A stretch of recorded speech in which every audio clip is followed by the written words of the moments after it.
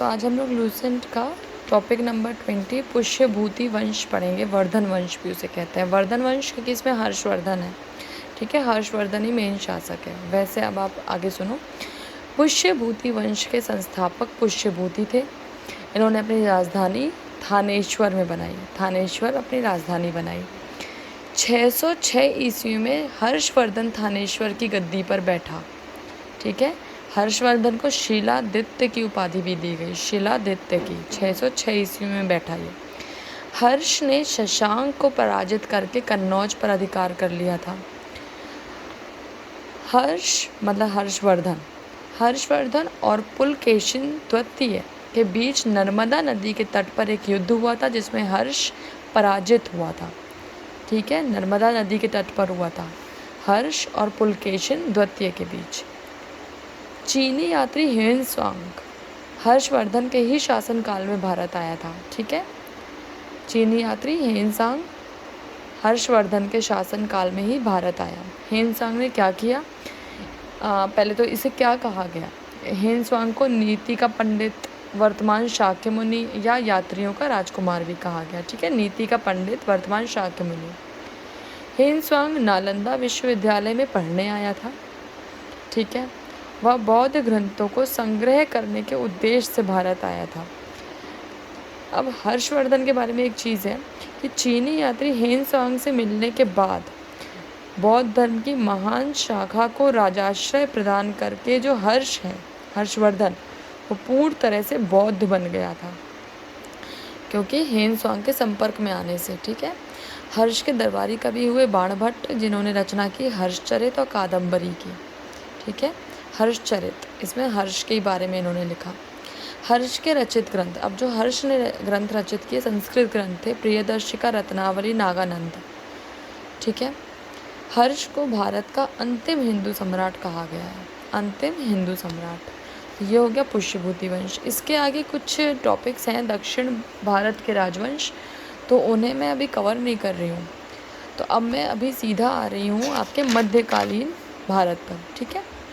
तो मध्यकालीन भारत आप लूसेंट में चेक करना, टॉपिक नंबर 24 है। उसमें फर्स्ट टॉपिक है भारत पर अरबों का आक्रमण, ठीक है। मोहम्मद बिन कासिम के नेतृत्व में अरबों ने भारत पर पहला सफल आक्रमण किया था। किसके नेतृत्व में किया था? मोहम्मद बिन कासिम। अरबों ने सिंध पर विजय की थी 712 ईस्वी में, ठीक है। अरबों ने सिंध पर विजय की थी 712 ईस्वी में पहली बार।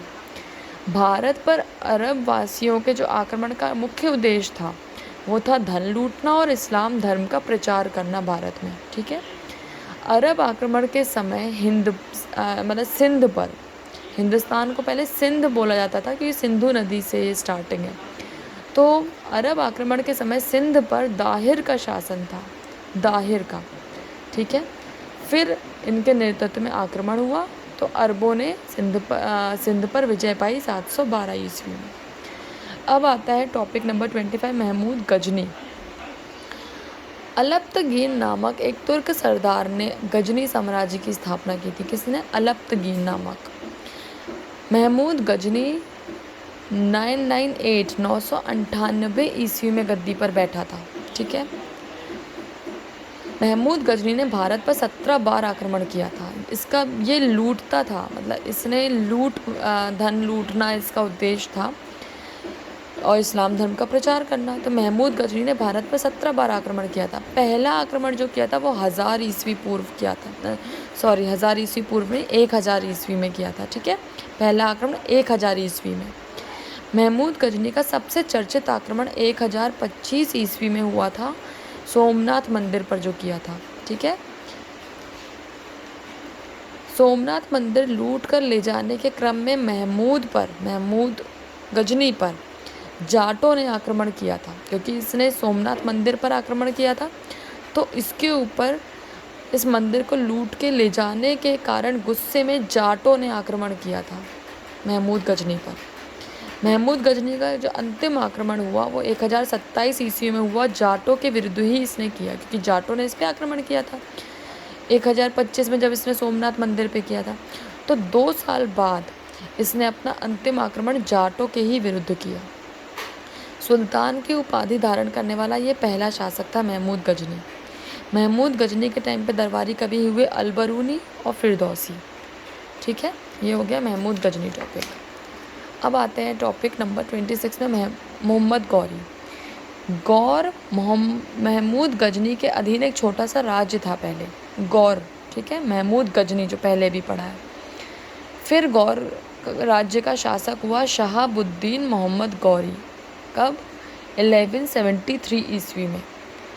मोहम्मद गौरी का पहला आक्रमण 1175 ईस्वी में। पहले ये शासक बना। आप लोग ना ऐसे डिफरेंस याद किया करो, शासक बनने के 2 साल बाद।